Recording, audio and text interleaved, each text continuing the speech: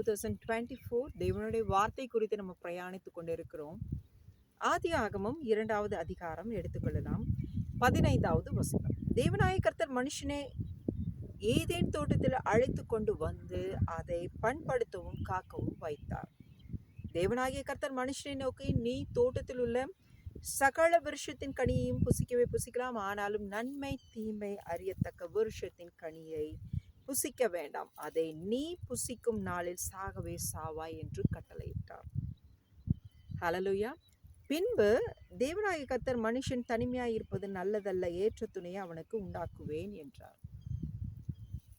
இந்த வார்த்தை குறித்து தான் நம்ம பிரயாணித்துக் கொண்டிருந்தோம். தனிமையாய் இருப்பது நல்லதல்ல. ஹல்லேலூயா. நிச்சயமா ஒரு நொடி பொழுதுல வாழ்க்கை மாறிடும். சுகமா இருக்கக்கூடிய வாழ்க்கை ஒரு நொடி பொழுதுல ஒன்றும் இல்லாமல் போயிடும். எத்தனையோ கனவுகளோட நம்ம ஆசைப்பட்டு நம்ம பிரயாணித்து கொண்டிருந்த அந்த வேகமும் ஓட்டம் ஒரு நொடி பொழுதுல தவிடு பொடி ஆகிவிடும். எவ்வளோ சந்தோஷம் சமாதானம் நிறைந்த அந்த வாழ்க்கையில ஒரு நொடி பொழுதுல என்னமோ காரியங்கள், இழப்பு, மரணம், போராட்டம், தொழிலினுடைய நஷ்டம், பிரிவினைகள், சொல்லனா காரியங்கள் ஒரு நொடி பொழுது.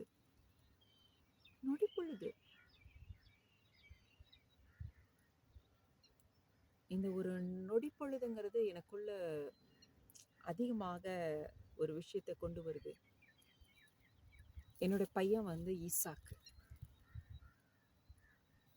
2012 எனக்கு அந்த மேரேஜ். என்னுடைய முதல் மகன் வந்து ஈசாக்கு. அது வந்து பார்த்துட்டிங்கன்னா 2010 நம்ம ரட்சிக்கப்படும் போதே கர்த்தர் எனக்கு வாக்கு கொடுக்குறார். வாக்குத்தத்தத்தின் பிள்ளை. அந்த பிள்ளை வளர வளர எனக்குள்ள ஆவிக்குரிய வாழ்க்கையிலும் ஊழியத்திலும் கர்த்தர் அபரிமிதமாக என்னை ஆசீர்வதித்து உயர்த்தினார். ஆனா இன்னொரு பகுதி பார்த்துட்டிங்கன்னா போராட்டம், நெருக்கம், சித்திரவதைகள் சொல்ல முடியாது. இப்போ பிள்ளை பிறக்கிறான், எனக்குள்ள சந்தோஷம் ஒரு இமைப்பொழுதேனும் நான் உறங்கலை, என் வாய் மூடலை. சந்தோஷம். இத்தனை கஷ்டத்தின் மத்தியிலும் சித்திரவதைக்குள்ள இருந்தோம், கர்த்தர் எனக்கு ஒரு அற்புதமான ஒரு ஈவை கொடுத்துட்டார். அந்த குழந்தை கர்ப்பத்தில் இருக்கும்போது பார்த்துட்டிங்கன்னா நிஜமா ஆண்டவர் என்னை இந்த இடத்துல ஒரு ஊழியக்காரியா நிற்க வச்சிருக்கு. ஒரு ஆணி வேறே அந்த இடத்துல இருந்து தான் ஆரம்பிச்சிருக்கு. எனக்கு ஒரு முகவரியை உண்டாக்கி கொடுத்ததினுடைய ஒரு முகாந்திரம் அந்த காலம் சொல்லலாம். என்னுடைய கர்ப்பத்தில் கர்த்தர் எனக்கு கொடுத்த அருமையான பிள்ளை. என்னுடைய உதிரத்திலேயே எனக்காக என்னை உண்மையா நேசித்த ஒரு குழந்தை. இந்த உலகத்தில் உங்களை உண்மையா நேசிக்கிறவங்க யாராச்சும் இருக்கிறாங்களான்னு கேட்டிங்கன்னா நான் சொல்லுவேன் ஒரே வார்த்தை, இன்னும் இயேசு மட்டும்தான். இப்போ நம்ம பாப்பா நிறைய பேர் என்ன சொல்லுவாங்க, இல்லை என்னுடைய பேர் இருக்காங்க, இல்லை என் கூட பிறந்தவங்க இருக்காங்க, இல்லை என் பெற்றோர், இல்லை அவங்க, இல்லை என் ஃப்ரெண்ட்ஸு, அப்படி நிறைய சொல்லுவாங்க.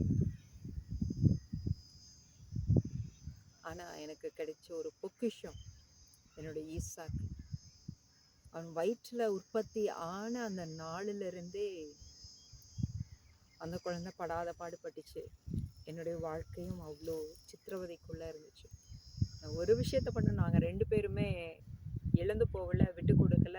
ஜீசஸை மட்டும் நாள்தோறும் பைபிள் படித்து நான் வந்து ஈசாக்கிட்ட சொல்லிட்டு இருப்பேன். என்னுடைய குழந்தை பிறந்து வளர்ந்து என்னோட எப்படி அன்பாக வளர்ந்துச்சுன்னா நான் சொல்லிக் கொடுப்பேன். அதே போல் கர்ப்பத்தில் இருக்கும்போதே நான் சொல்லிக் கொடுப்பேன். நம்ம ஜீசஸ் எப்படிப்பட்டவர், நம்ம பிதா எப்படிப்பட்டவர், நம்ம பரிசுத்த ஆவியானவர் வேதத்தில் சொல்லியிருக்க சரித்திரங்கள், அவர் எப்படியெல்லாம் சிருஷ்டித்தார், இவர்கள்லாம் எப்படியெல்லாம் வாழ்ந்திருக்கிறாங்க. சொல்லப்போனால் உங்ககிட்ட நான் பேசக்கூடிய இந்த மாதிரி காரியங்கள் கூட நான் என்னுடைய ஈசாக்கிட்ட நிறைய பேசியிருக்கேன். அப்படிதான் நாங்க 2 பேரும் கற்றுக் கொடுத்து, நல்லபடியா ஆண்டவர வந்து துதிச்சு பாடிக்கிட்டே இருப்போம். ஆனா, அத்தன சித்திரவதையின் அந்த கண்ணீரின் மரண பள்ளத்தாக்குலயும் எனக்கு ஏதோ ஒரு சமாதானம் இருக்கும். குழந்தை, நீங்க எந்த அளவுக்கு பிலீவ் பண்ணுவீங்கன்னு எனக்கு தெரியாது. நான் யாருன்னு நான் ஒரு சாதாரணமான ஒரு மனுஷி. ஆனா, அந்த குழந்தை உண்டானதுக்கு அப்புறம் தான் நான் யாருங்கிறத ஆண்டவர் ஊழியத்துல எங்கெங்கேயோ கடைக்கோடியில இருக்கக்கூடிய மனிதர்களுக்கும் கர்த்தர் வந்து என்னை வந்து கொண்டு சென்றார். நான் எங்கேயும் போகல. பட் கர்த்தர் என்னுடைய பெயரை வந்து எல்லா இடத்துலயும் கொண்டு போனார்.